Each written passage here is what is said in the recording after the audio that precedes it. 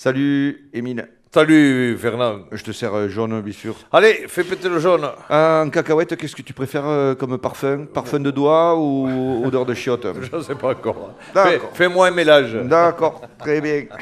Allez, Zlatan. Oui, on se l'attend. Allez, Paris. Zlatan. Ah, c'est fini. Zlatan, c'est fini. Putain, maintenant qu'on arrive à prononcer son nom, ils l'ont viré. Eh ouais. Enfin, maintenant, Paris, c'est Cavani. Cavani. Eh ouais, les femmes le trouvent beau. Oui, on fait quand même...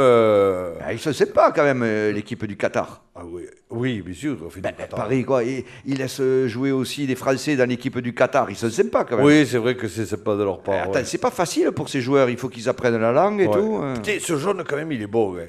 De quoi? Eh bien, le jaune, comme moi, il est beau. Oui, ça c'est. On ne saura jamais. Hein. On ne saura jamais quoi. Eh bien, où elle est la source du jaune? C'est vrai qu'on ne le sait pas. Regarde, Vittel, Vichy, tout ça, on le sait, mais là, pour le Ricard, tout ça, c'est le mutisme, c'est le silence. C'est le mutisme.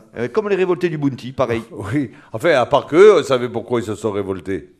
Ah bon, et pourquoi? Parce qu'il n'y en avait plus. De quoi? Et des Bounty. Bon, en même temps, il vaut mieux pas le savoir des fois, tu sais. Après, tu peux être déçu, tu rêves d'un truc, tu es déçu quand tu connais la réalité. Mon oncle, tu vois, une fois, il était parti avec son chien au Mont Canigou, parce que le chien, il mangeait que ça, tu vois. Et bien, arrivé en haut, il n'y avait pas l'usine. Putain.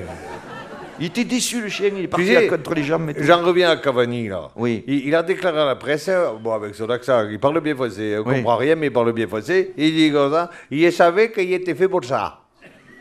C'est comme moi, au début, je voulais être pilote de chasse. Oui. Vu que j'ai pas le vertige, que j'aime la chasse. Oui. Puis le médecin scolaire, il m'a dit, oulala, avec 7 dixièmes à l'œil droit, vous aurez du mal. Et c'est vrai que quand tu y penses, tu es dans ton avion de chasse, tu vois, et tu vois, tu vises que de l'œil gauche parce que tu as un problème à l'œil droit. Tu vises Limoges, putain, tu pètes Brive, tu vois. Tu vois, c'est vachement risqué. Alors j'ai poursuivi mes études. Mais t'es allé loin? Eh oui, j'ai fait 100 km. Ah, quand même. Ouais. J'ai fait la 3e, 4e, et puis le prof principal, il a dit à mes parents, on ne le présente pas au brevet, on connaît déjà le résultat. Et c'est vrai que quand tu connais le résultat, tu es moins motivé, c'est pas la peine d'y aller, quoi. Donc je suis rentré à la ville. Ah, c'est là que tu es rentré à la ville? Eh oui, je suis rentré à la ville. Concours? De circonstances, oui. Et toi? Moi, j'ai pas pareil. Moi, quand je suis rentré à la ville, j'avais fait l'ENZ.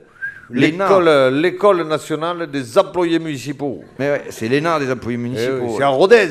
Ah oui, putain, Rodez, ça doit être bien. Oh putain, c'est bien, il faut le voir, le campus de Rodez. C'est le premier campus où tu peux croiser des renards. Puis attention, Rodez, c'est une ville de fête. Rodez, une ville de fête, mais et la plus belle fête de Rodez, c'est la fête du dégel. Ah bon, c'est quand ça? Le 25 juin, putain. En tout cas, bravo pour ton parcours. Ah ben d'ailleurs, le jour où j'arrêterai de bosser, où je devrais quitter mon travail à la ville, je dirais comme Zlatan. Je suis arrivé comme un roi, je repartirai comme un mythe. Putain, c'est vrai que... Et en tout cas, moi je dis, qui bosse aussi peu et touche autant, à part Zlatan et toi, il n'y en a pas beaucoup. À la tienne. Et on trouve de la sécu. Et de ceux qui le creusent. Nous, en attendant, on cotise.